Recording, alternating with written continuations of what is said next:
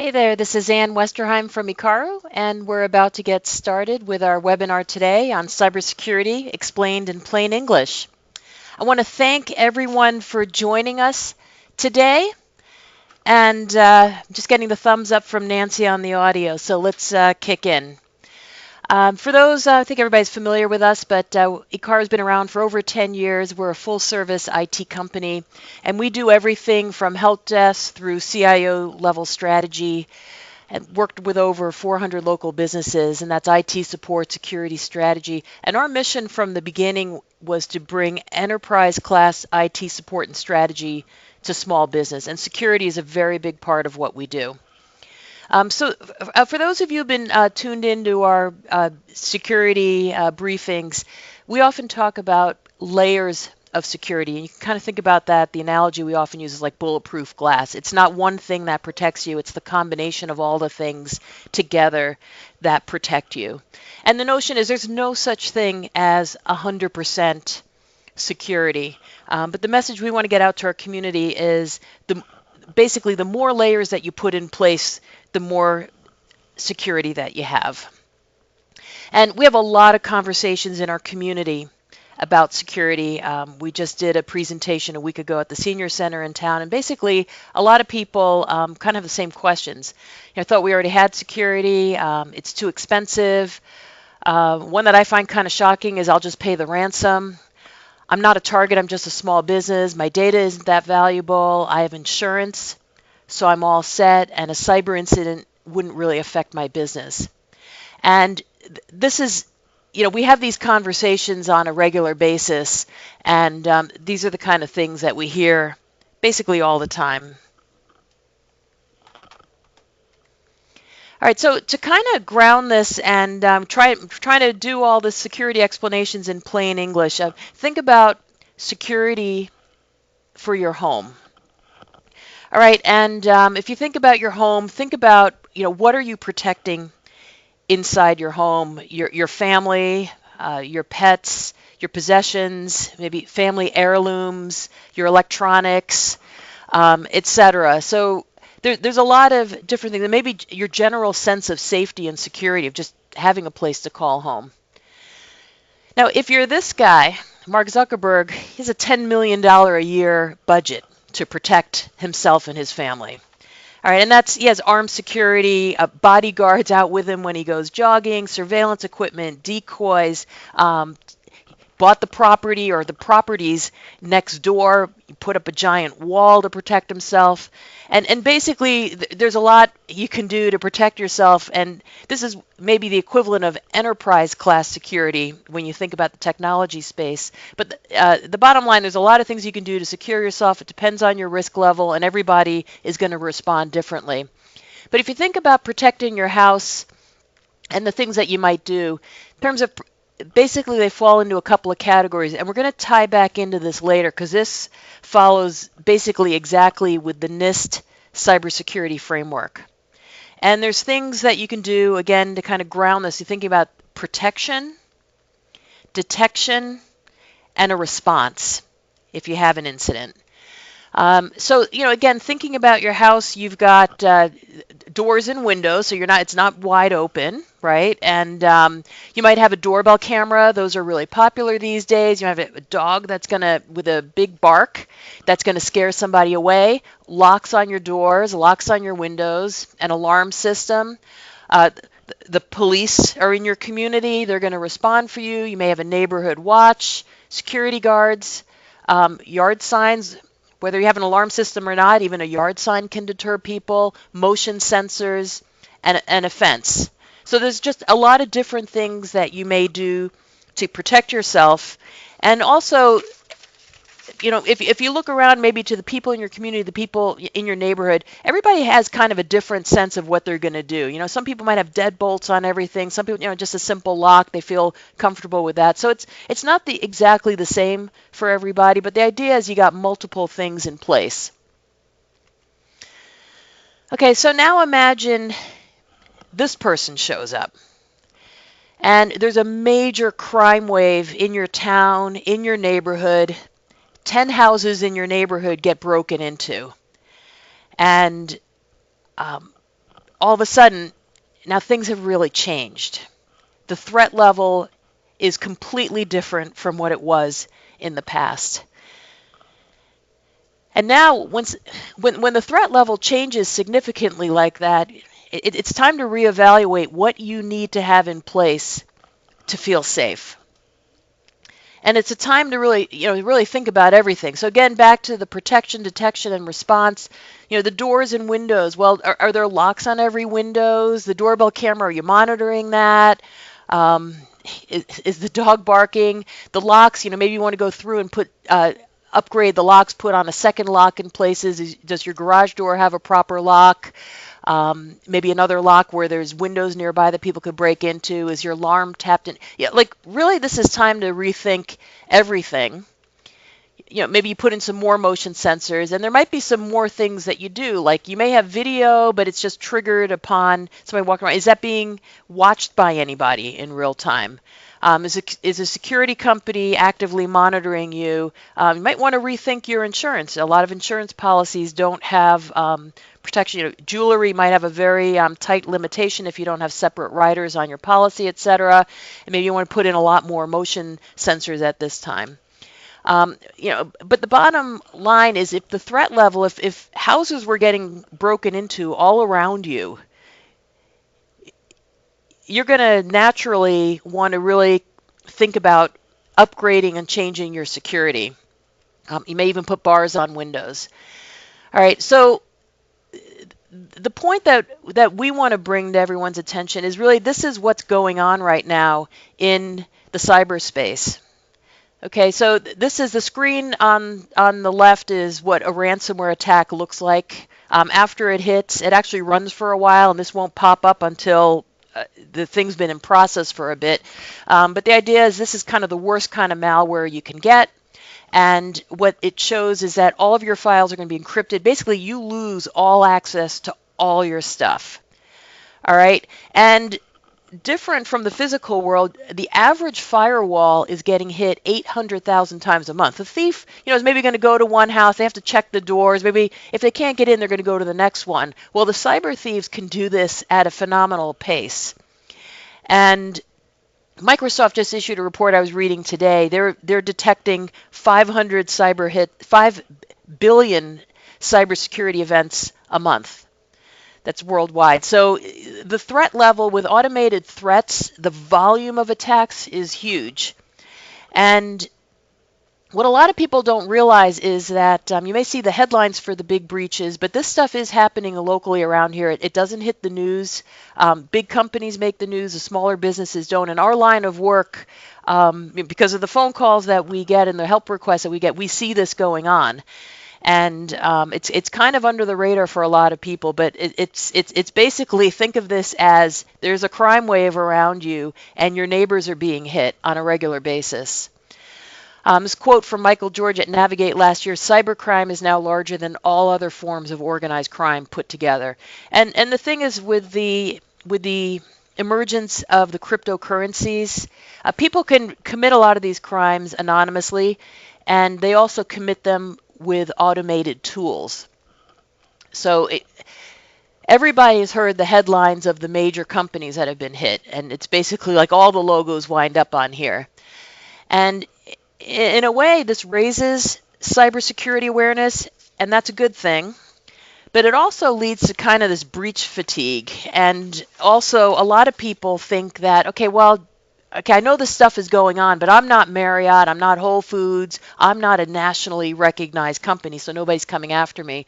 And what they don't realize is with automated threats, nobody even cares who's at the other end. They're just running these tools, just like you might use Salesforce or other cloud-based tools in your business. These bad actors are doing the same thing. And they can hit hundreds of thousands of firewalls a day. They just need to find the weak one. And they're in, and because they can commit the crimes in an economically anonymous way, they can make a lot of money doing this. About half, the statistics vary, but about half of all cyber attacks are hitting small business. You just don't see them in the news. It's not as newsworthy. But the attacks are local, and even multiple police departments in Massachusetts Massachusetts have been hit. Some of these have made the news. But when even the police aren't safe, this is a pretty bad crime wave. And only a small number, 14% of small businesses rate their effectiveness at mitigating cyber attacks as highly effective. So basically, the message out there is small businesses really don't feel prepared. And the message, can be somewhat confusing too, because it's not just big businesses. Half the attacks are hitting small businesses. So what we want to do in the time today is kind of go through, what are the things you can do to protect yourself, and why do you have to do different things? You may have heard radio ads like, oh, get this one product and everything's safe. It doesn't work like that, because each thing, just like in your home security, like you can lock the front door, you can have a deadbolt on your front door, but if your back door is unsecured, then it doesn't matter. They just get in the other way. And it's the same kind of thing in terms of the technology that you need to use to protect your business. So, getting back to some of the frequently asked questions and the dialogues we have all the time is, a lot of folks say to us, well, I thought we already had security. And, to a degree that you do, anybody who's on a managed service plan with us on like kind of a baseline support is going to have some basic security levels in place. And pretty much everyone we work with, it's not part of the managed security program exactly, but it's we recommend having a business class firewall, not whatever your ISP puts in for you or not what you pick up at Staples, but an actual business class firewall. Lots of great brands out there. The one that we standardize on is a Sonic Wall. We recommend always having an up-to-date perimeter security license. We go with the Advanced Gateway Security Suite. There's a lot of things that are filtered on that firewall. The traffic is inspected. That's very different from what you'd get from a consumer class device. It's looking for certain trends, behaviors, origins of the traffic, etc. It's sandboxing stuff so it doesn't get through. And that is an annual subscription that we renew. And there's always like one person a year who says, oh, I don't want to renew the security. It's kind of crazy, but we usually get at least one. Other security filters like geographic restrictions. So if you're a small business in Massachusetts, you're probably not doing a lot of traffic with Eastern Europe or China. So you can put in filters for that. So you can block out some of that stuff. Antivirus, we put that in for everybody on a support plan with us. It is monitored. We detect it. It's in the monthly reports.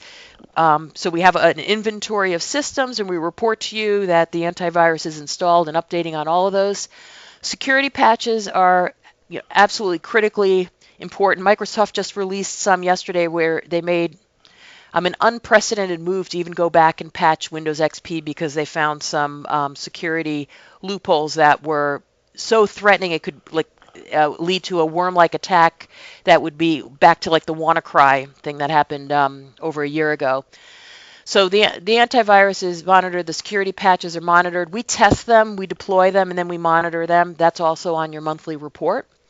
DNS filtering, we added this maybe 2 years ago, and that's another layer of protection, kind of like a credit card early warning that's looking for like, well, wait a second, why is all of a sudden a whole bunch of traffic going to this location somewhere?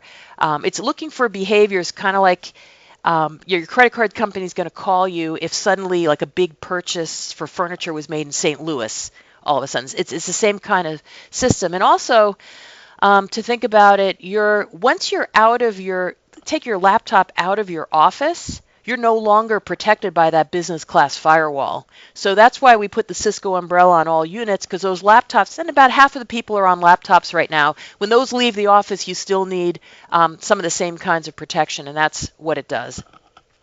And then in terms of monitoring, there's a lot of things you can monitor for. We do monitoring. We're monitoring for these foundational security items here.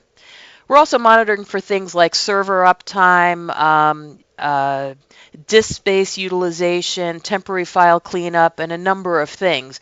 But as we move through this program today, you're going to see there's a lot of other things that you could be monitoring. So we got that question like, oh, I thought you were monitoring everything already. Well, we're monitoring certain specific things on this foundational plan. But we really ask people to consider, do you feel safe at that level? And we'll go through all of that. Another common feedback we get, it's too expensive. And I'm running a business too, and I just calculated we probably spend $1,500 a year on fruit for our weekly team meeting. We get together every week and we discuss what's going on, and everything adds up, and so we totally get that. But the thing we want to kind of get across is there's kind of three components to get your head around in terms of your business and your data and your cybersecurity and how everything runs. Is as the business owner, you own the data. And that's your employee information, maybe your secret sauce about how you run your business, your customer information, et cetera. If you're a medical office, your electronic medical record, if you're running that on site, or if you're running that in the cloud, et cetera. But that's, think about the data that you have that you're protecting. And that's what the business owner owns.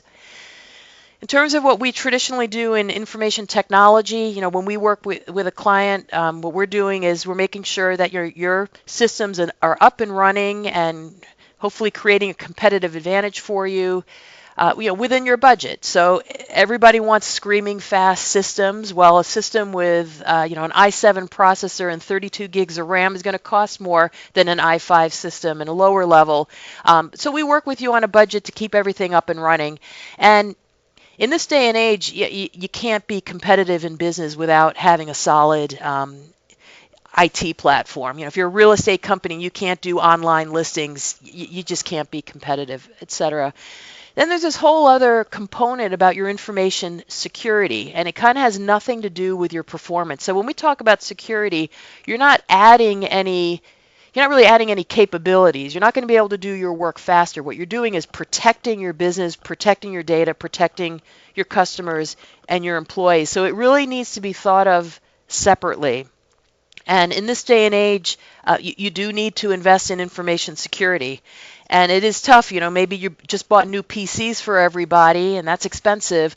You have to think about also budgeting for protecting those systems. And there's really not much you can do after the fact. After you're hit with a security incident, and we heard of one in the community, they were hit, and their cleanup, they wound up being charged $60,000 for the cleanup, almost went out of business in the process. They were down for several weeks, and this is somebody, we get phone calls sometimes after the fact for folks that we don't work with, and there's not much you can do after the fact other than, you remediate and you rebuild. There's a lot you can do before you get hit, and that's what we really want everybody thinking about. And that's, the locked doors, the locked windows, the security systems, like everything that you do put together. This next objection that we get, I'll just pay the ransom, and unbelievably, we hear that a lot. And that one to me is really shocking because I can't imagine anybody, if you think about securing your home and just thinking you're going to let somebody break in and then you'll deal with it after, it's kind of crazy. Again, there's no such thing as 100% security, but still the thought that you just let somebody break in and then pay the ransom. And oh, by the way, there's no guarantee you're going to get access to your data again. Once you let on that you have funds to pay, you may see that price ratchet up a lot. It can increase by the hour. You can't get Bitcoin that fast, by the way. And they're going to hit you again because now you've just raised your hand and said, I'm willing to pay a criminal. It may be your only option as a last resort. Again, there's a lot you can do to not be in that situation, but it's absolutely not the first resort. Okay, and then kind of working down that list of objections, a lot of people say, oh, I'm not a target, I'm just a small business, my data isn't that valuable. And what's really key to think about, it has really nothing to do with what your data is worth to the bad actors, it's what's your data worth to you. And kind of interesting, if you read the reports of what, say, a social security number is worth on the dark web, and there's different reports, like the numbers are really low. So it's not that they're after that data. They know that if you're just shut down and you can't work, and you may not be able to do any work, support your clients, even pay your employees for weeks, suddenly access to your systems is going to be worth a lot to you, and that's what they know. So really be clear on that. So we have a methodology, we call it the 15 ways you can protect your business, and want to go through and just kind of explain the why.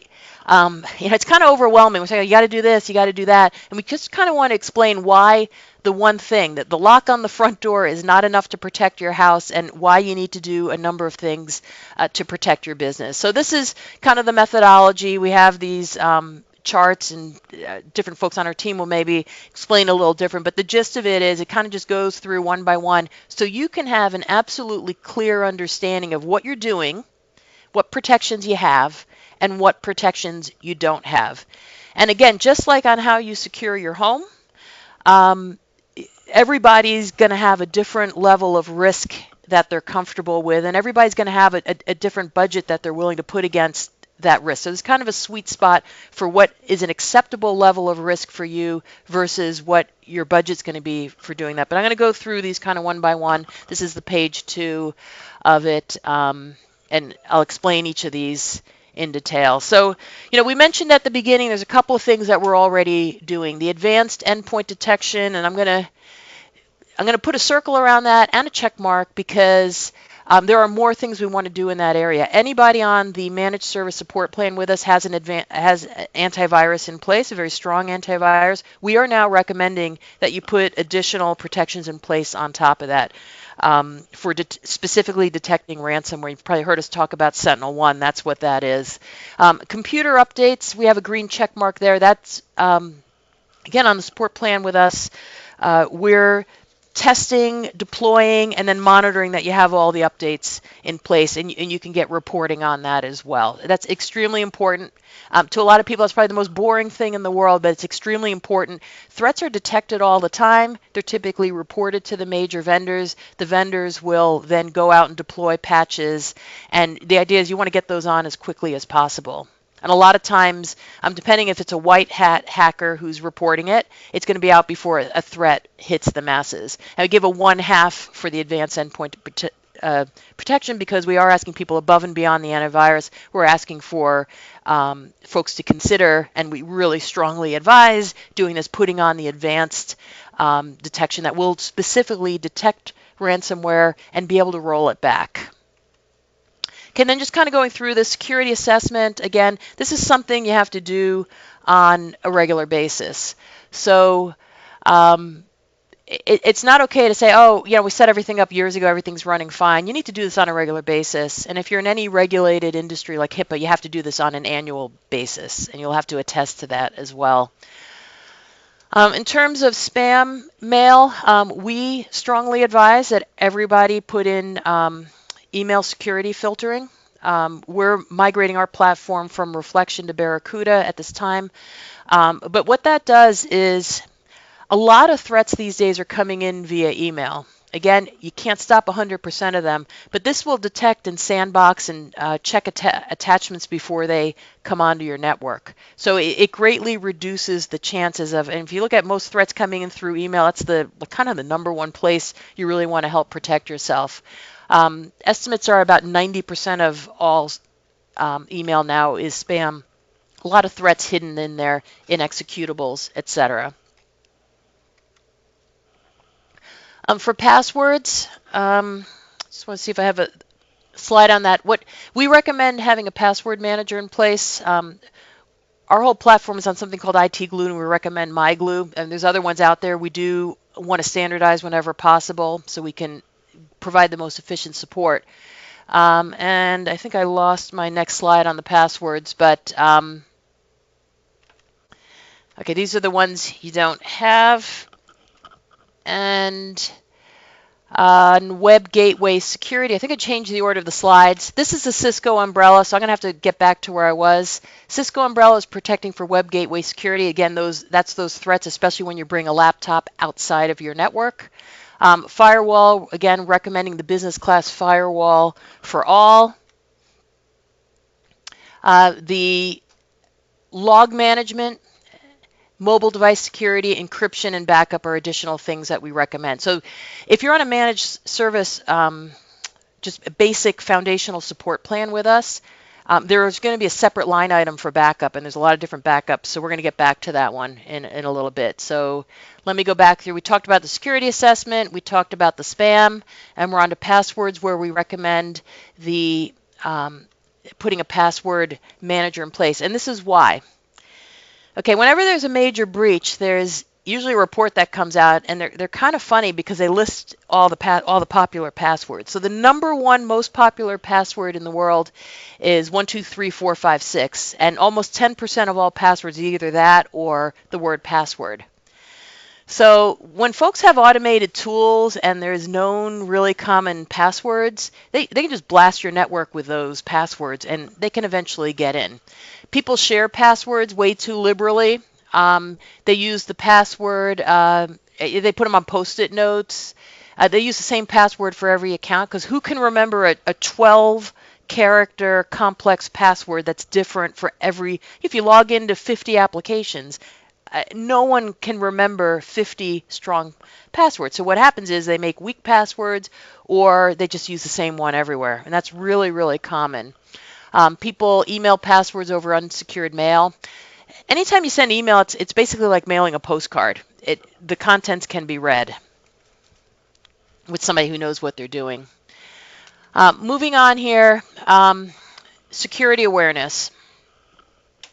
So where if you think about the threats that are coming through these days, businesses are going on and securing themselves. You've got a firewall, you got antivirus. Everybody, at this point, everybody's got to have the basics in place, right?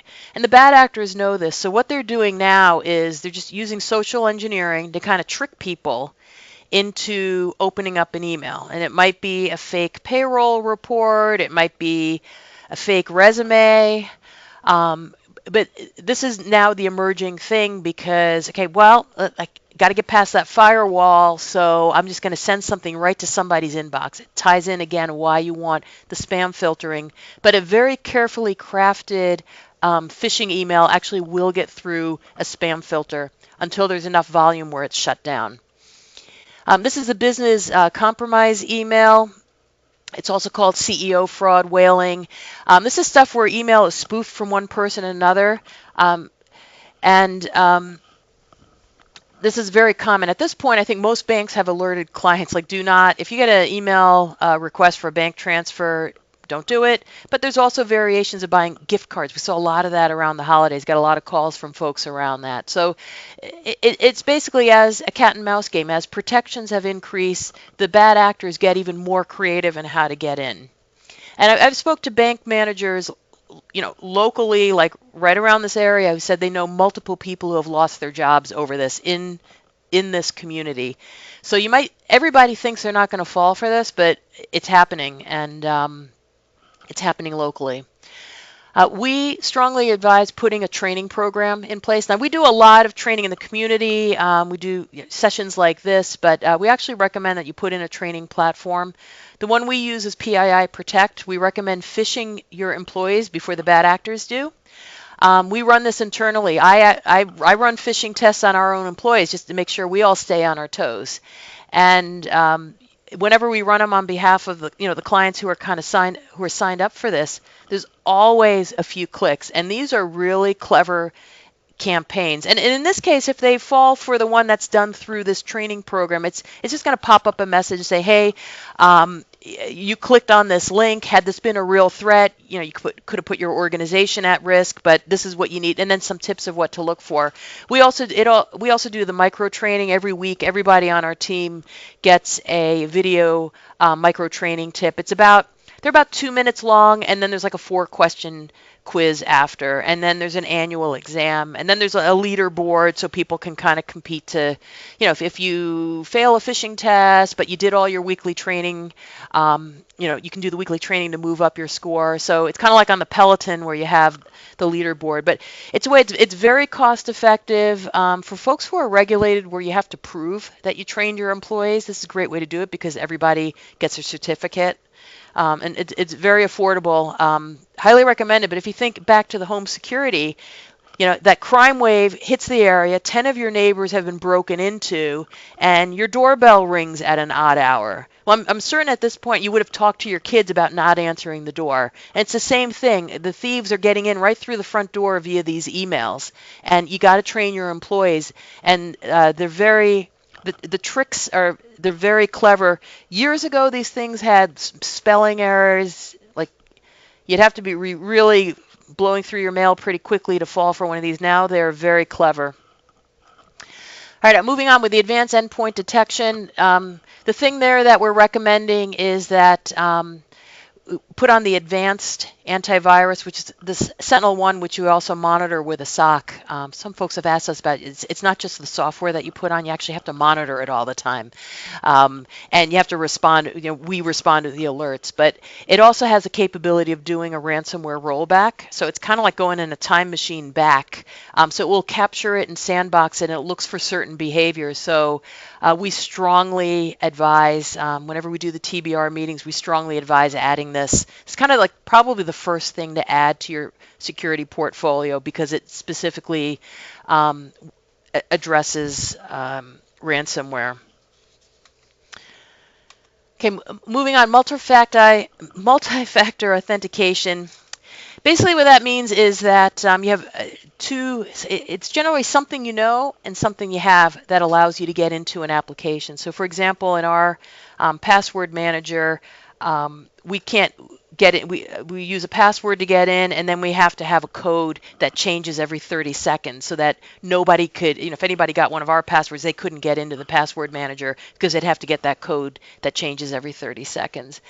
We would recommend anybody doing like a remote access to a server that's not using the LogMeIn Professional that we build in. You definitely want to have, you need to have two-factor authentication in there. And it's basically two things that you need to have. In one of our security workshops, somebody brought up, say, hey, one of my employees said that, they randomly got a PIN, like their two-factor thing popped up for their payroll system for one of their employees.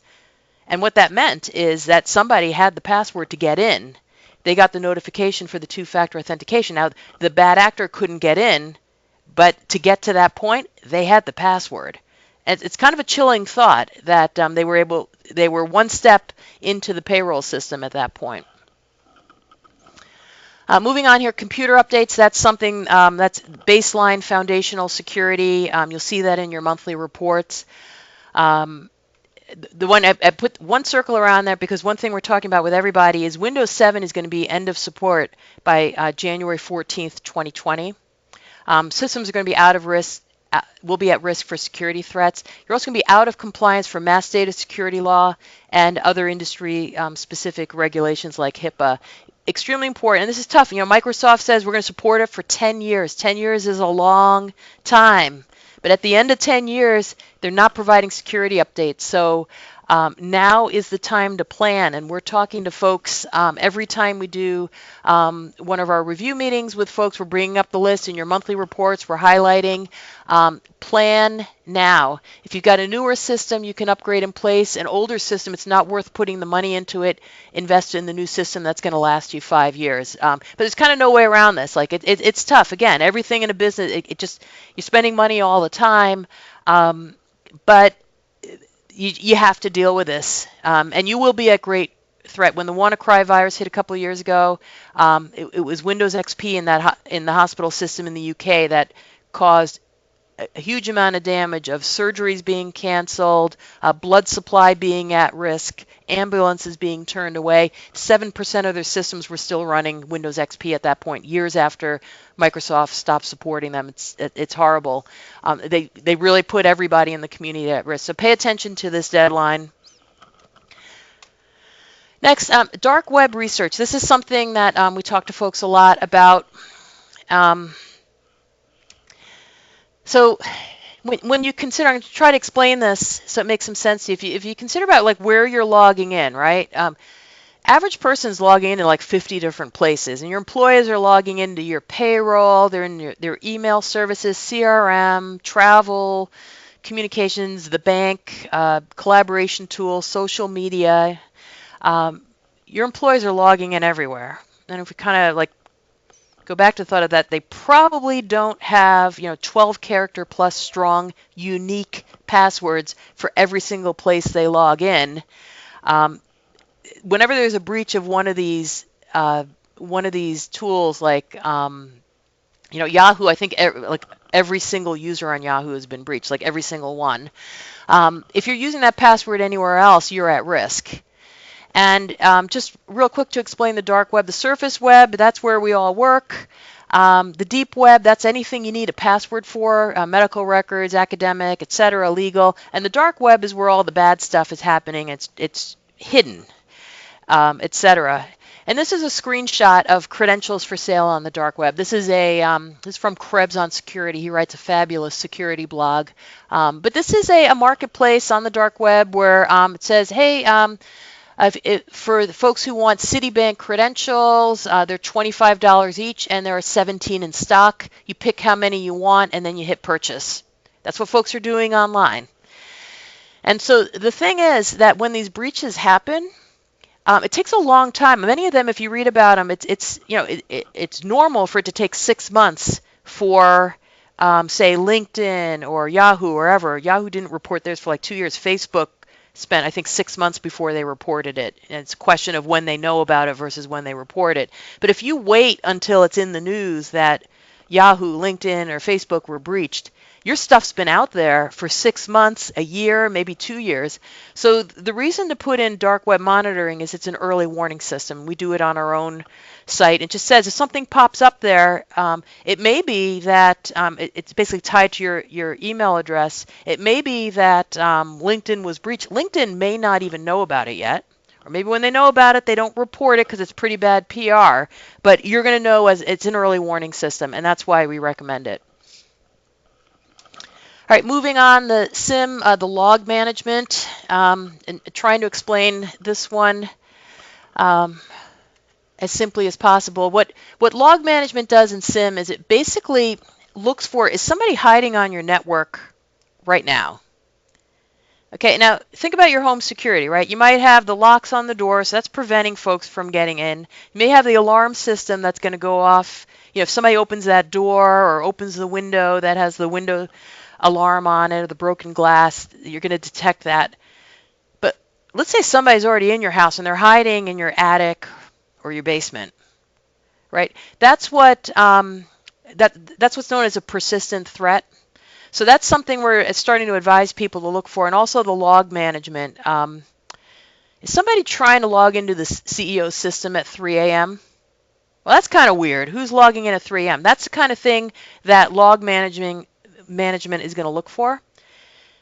And a question we get this a lot from people is like, well, wouldn't you know that? It's like, well, we have the firewall in place. We're monitoring for security updates. We're monitoring for all the things that we do. But unless we put in what's known as the security event management tool, we don't know that. Now, logs, there's thousands and thousands of line items on logs. There's no way to detect that. There's no way to see that. We can run a report once a quarter or something to do kind of an ad hoc thing, but basically, if somebody's trying to log in at 3 in the morning, that's something, unless we put monitoring specifically for this category, you don't have that right now. Persistent threats, did something get in there 6 months ago? Before you beefed up your security, did it already get in there? Or the thing that can just get through, because again, nothing is 100%. Is it in there? That's what we've now started deploying Huntress Labs, and that's what it specifically looks like. And it's pretty cost effective. It's like $4 a system a month. But what it's looking for, the company was founded by folks from the NSA who actually their jobs were to try to get persistent threats in foreign places. So they know what they're doing, and it's detecting if that's in the systems. And that's something we want to know, especially if anybody's been ever hit with a security incident. You want to know if something was kind of left behind for later. Security logs and audit trails. One of the very first things that happens in a ransomware attack is your security logs will be wiped out. Now, if you're in a regulated industry and you're required to produce the logs, maybe to prove that folks didn't have access to this, that, or the other thing, it may have implications for whether you need to report the breach. It could have very, very significant implications. If it's wiped away, it's gone. So putting in the SIEM tool actually stores it separately so it can't be wiped away. And that's something to think through, because that could have very significant consequences with the regulatory agencies and also perhaps with your insurance company if you can't produce the logs. If we don't put in a method to save them when they're wiped out by ransomware, they're gone. Again, a lot of this after the attack hits, there's not much you can do. There's a lot you can do ahead of time to plan for that, and we want everybody to be absolutely crystal clear that if you are required to have logs, or you may not have a regulatory requirement to have them, but the first question everybody asks is like, how did this happen? When the logs are gone, you will never know. A lot of times people say, you know what, I clicked on something last week, I thought it wasn't quite right, and you can kind of piece it together, but when the logs are gone, you won't know. Want everybody to understand that ahead of time. So that's why we recommend putting in the SIEM. Again, I'd say putting in the ransomware detection rollback probably takes precedence over this, but it's very important to understand if you have it or not and what the implications are. The web gateway security that we have in place with the Cisco umbrella. Mobile device security, we're hitting towards the end of the 45 minutes we said here. I'm going to kind of go through a little quickly, but again, mobile devices, if they're company owned or private owned, do you have them on the company network or not? There are, just like you can put in a management tool on all your computers and laptops, you can put the same monitoring on your mobile devices. You may elect that you're going to have them only on the guest network. Should not allow personal cell phones or devices on your company network. They should be on the guest network. In addition, you have a management protocol that anything with company email, that's got to be on an encrypted device. All modern iPhones have, when you have the PIN, that's encryption, so that's good. But if you have an older device or an Android, that's something to think about. Firewall, again, we recommend business class firewall. I'm going to put a check mark there. We'd have to have install that for you, but that is a standard recommendation. Everyone should have a business class firewall in place, and that security license does need to get reviewed every year. In terms of encryption, we recommend any mobile device that contains protected information has to be encrypted under the Mass Data Security Law, also under HIPAA and other industry regulations. In this case, sometimes people ask us, well, yeah, I think everything's encrypted, but is it really? There's another layer that we put in place called Profile and Protect, where we can go in and we actually do, it's like an additional level of reporting. Now you can go around manually and check every system and see if it's encrypted or not. But let's say you got a new system and maybe we didn't set up for you, or you didn't, it wasn't meant to have protected information on it, but then later on it does. So that's how they can get out of sync. This tool basically will report on, does everybody have a screen lockout? Are all the mobile devices encrypted? Show me the report of all the encrypted devices. So if you got like 30 systems, it becomes pretty inefficient to check them one by one. This basically looks for a whole bunch of different things in terms of what you should have for security protection, then we'll report back so you get it all in one place. Again, I would maybe prioritize the protection over this. But if you want to know, oh gosh, are all my mobile devices encrypted? This is what will tell you very efficiently. And if anything changes, maybe a system gets rebuilt, etc. So we if this is important to folks, it is possible to do this, and we recommend it. And getting kind of to the tail end here, the last thing to talk about is backup. A lot of people say, well, I already have a backup solution. Well, the backup solutions vary greatly. And a lot of people think, oh, a cyber incident wouldn't really affect my business. You may have a strong file and folder backup, etc. This is, in terms of rethinking this, and if you came to our disaster recovery workshop, now it's probably been a year ago, time flies, went over this concept. It's on our website, and we have a downtime calculator. But when disaster strikes, Your recovery point objective, that's basically how frequently your backup runs, determines how much data you lose. So you get hit with ransomware, but you got a strong backup, but the last backup was run yesterday. Okay, well, you're going to lose all of this data in the middle. The other thing to think about and get super clear about is your recovery time objective. So how soon do you need to be back up and running again? That's a different story. Backup tells you, can you get back up and running? Okay? Your recovery time objective talks about how fast. So you've probably heard us talk about backup and disaster recovery. That's what the difference is. For most of our folks with a really important mission critical either server or workstation on site, we'll put in what's known as a backup and disaster recovery server.